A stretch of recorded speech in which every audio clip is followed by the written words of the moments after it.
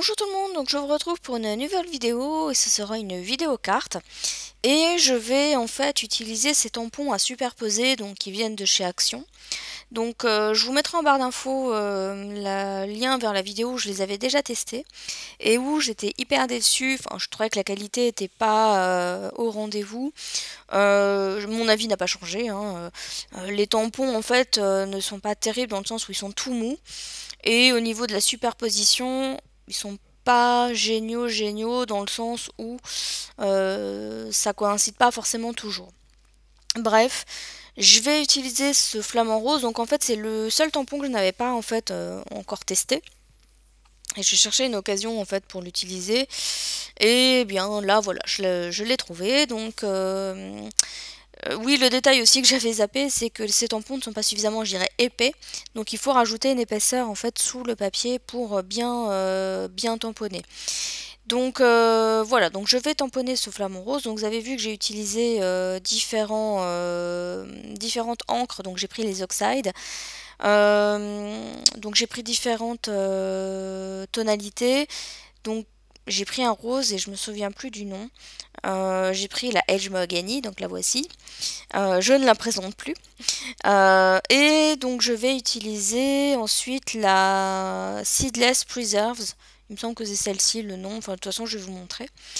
Voilà, donc j'ai fait ce deuxième tamponnage parce qu'en fait c'était indiqué que c'était le deuxième tampon à faire. Maintenant je pense que c'est plutôt le troisième.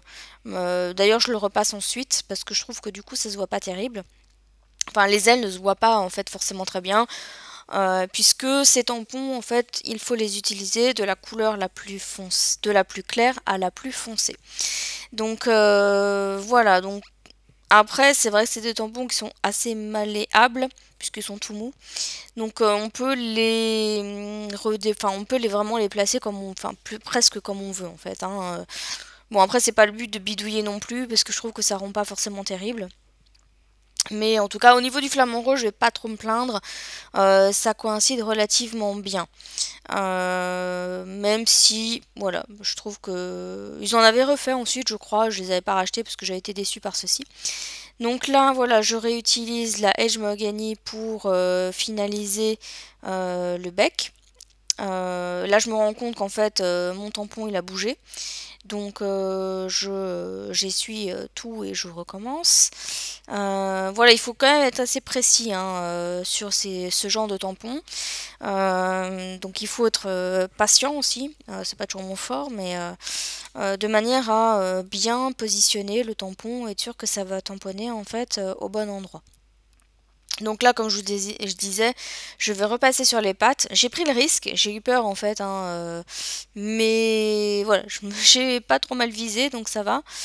Et voilà. Et voilà ce qu'on obtient. Donc vous voyez, le flamant rose, ça va encore. Donc là, j'ai voulu tamponner des petites fleurs pour finaliser. Bon, au final, j'ai mis les deux tampons en même temps. J'aurais peut-être pas dû, j'aurais dû mettre un tampon l'un après l'autre. Parce que au final, une fois que c'est tamponné, je trouve que mes fleurs, elles sont quand même bien éloignées. Alors que moi, je les voulais quand même un petit peu proches. Bon, après, c'est presque, j'ai presque envie de dire que c'est du détail. Mais voilà, pour la prochaine fois, je saurai qu'il faut plutôt tamponner les fleurs les unes après les autres. Donc je vais en faire une en rose clair et puis la deuxième avec la Edge Mahogany. Je vais tamponner. Voilà. Et ensuite, je vais donc reprendre ma Edge Mahogany pour ancrer les bords. Donc voilà. Alors c'est vrai que j'ai pas mesuré mon papier.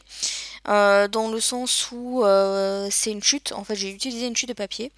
Et en fait, ça va coller pile poil à une carte, il me semble. Alors, si je dis pas de bêtises, ma base de carte fait 12 cm sur 12 cm. Mais mon papier colle pile poil. Donc là, je vais utiliser ce tampon Joyeux anniversaire. Alors en fait, j'ai hésité à savoir comment j'allais le tamponner. Donc au départ, je me suis dit, je vais utiliser la Edge Mahogany. Puis finalement, ça faisait un petit peu trop clair. Ça ne me convenait pas. Donc j'ai remis en fait par-dessus la Black Suit. Et ça me convient mieux. En plus, sans le faire exprès, mon papier avait un peu bougé en fait. Et quand j'ai tamponné en noir, je me suis rendu compte que c'était pas bien aligné avec le tamponnage précédent.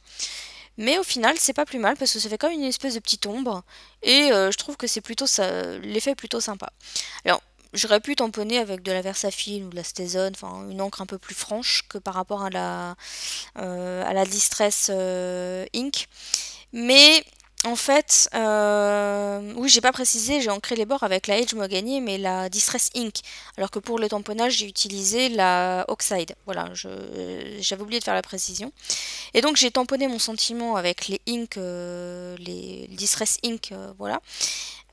Tout simplement parce que j'avais peur qu'en utilisant la Versafine ou la Stazone, ça fasse un ancrage un petit peu trop prononcé. Enfin, voilà, comme c'était du noir, j'avais peur que ça ressorte un petit peu trop. Et qu'au final, voilà, ça ne colle pas avec le fond de ma carte. Là, le noir est pas, je dirais qu'il est pas franc, et ça me convient un peu mieux au niveau du résultat. Je vais coller, alors bien évidemment j'ai pas collé droit, j'ai essayé de décoller mais c'était trop tard.